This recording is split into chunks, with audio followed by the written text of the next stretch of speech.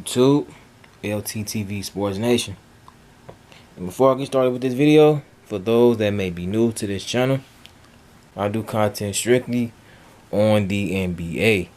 There was one move in particular that it kind of caught my interest, and that is Lonzo Ball signing with the Chicago Bulls for a 4-year, $85 million via sign and trade, of course. Now, the Pelicans got back Thomas Saransky and Gary Temple and a second-round pick. I did a video about this Lonzo Ball Pelican situation a few months back.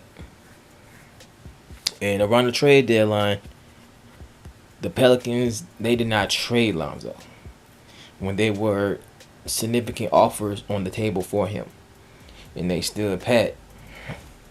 I myself was kind of wondering why would they keep him, knowing that he may have wanted out of New Orleans in the first place. That's something that I never really quite understood, because if you knew that he was going to dip, or you kind of got that whiff that he was not staying after this past season concluded, then traded him at the trade deadline, that would have made more sense. That way you would have got something more significant for him, because this whole sign and trade, it looked like throwaways to me.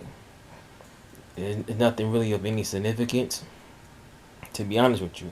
The only thing that's really significant is really the second round pick. Outside of that, the Bulls pretty much won because they got their guy. And I really don't know what the hell the Pelicans are doing, because honestly, letting a guy like that walk, I mean, really for nothing. I mean they got something, but in the eyes of myself and somebody who knows the game of basketball maybe a lot more than I do, the Pelicans really got nothing.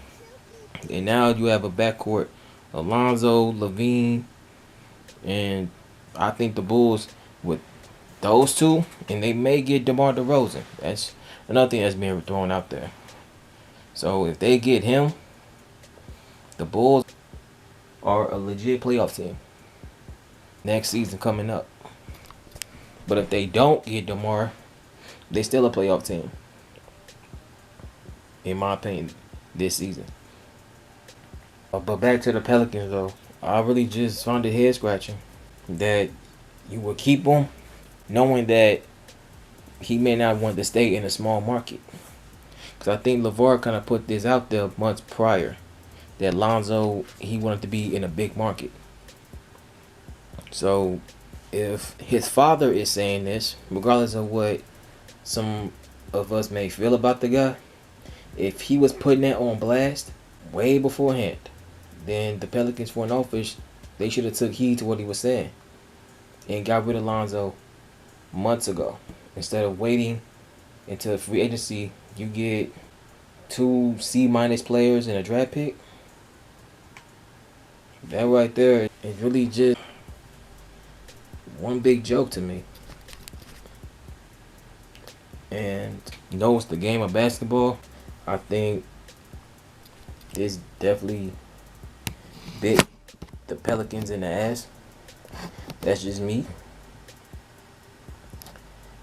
And now they have potentially a Zion Williamson problem, because who knows if he's going to want to stay. Because him and Zion, they had a good chemistry. I did like that combination, especially in the fast break transition. You know, Lonzo lobbing it to Zion. But overall, it's kind of just like, where do the Pelicans go from here? Because if you lose Zoe, and you could lose Zion too. So if that happens, the Pelicans are just completely just decimated. So I think the Pelicans, man, they're really going nowhere fast as an organization in New Orleans, especially.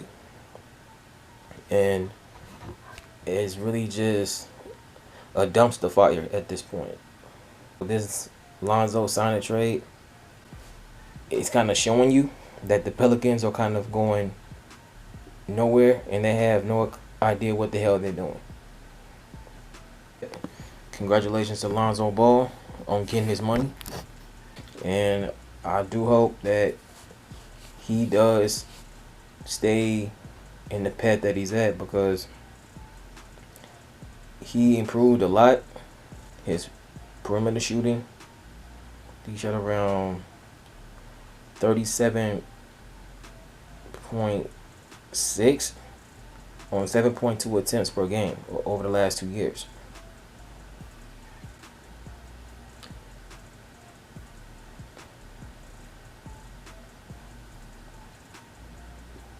That's pretty damn remarkable considering where his perimeter jump shooting was at when he first got in the league. That 3-point percentage was piss poor. And that was the shooting coach for the Pelicans, I can't think of his name, but that man has a lot to do with why Lonzo got this big contract from the Bulls.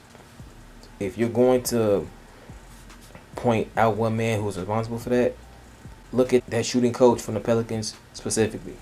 Because had Lonzo not improved his jump shot or his shooting form, there's no way he'd be getting north of $80 million from any team. Considering the fact that he's been on multiple teams within 3 to 4 years. Teams would not have taken a chance on him had he not improved on his weaknesses. So that right there, it shows his dedication, and it also shows him wanting to learn to get better. The thing with Lonzo at this point is really his consistency and his health. If he can be consistent and he can stay healthy, then I have no doubts that Lonzo and the Chicago Bulls will be a good marriage. And I also don't have doubts that they will be in the playoffs or the play-in. It doesn't really matter. If the Bulls can take care of business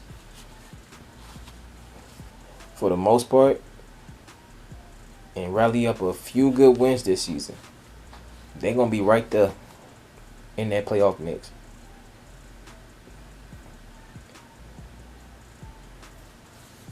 And that's really all I have to say about all of this. And before I conclude this video,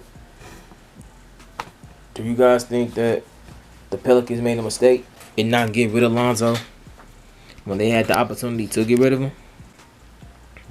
Do you think that Lonzo fits well in Chicago and what they like to do? And my last question to you guys is, do you believe that the Bulls will be in the postseason this year?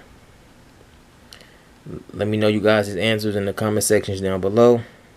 I'm LTtvSportsNation. I'm out of here. Peace.